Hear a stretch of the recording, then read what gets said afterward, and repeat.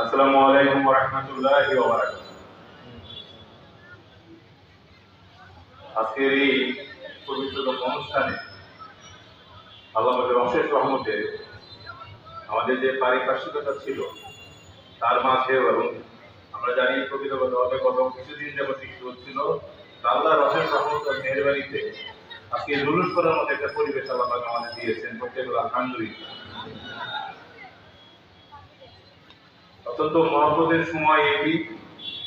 অনেক আলেম ওলামা, আশিকে রাসূল এবং ন্যূনতম নবীর মহব্বত যারা রাখেন তারা প্রত্যেকে এখানে আজকে একত্র হয়েছে বিভিন্ন জায়গা থেকে।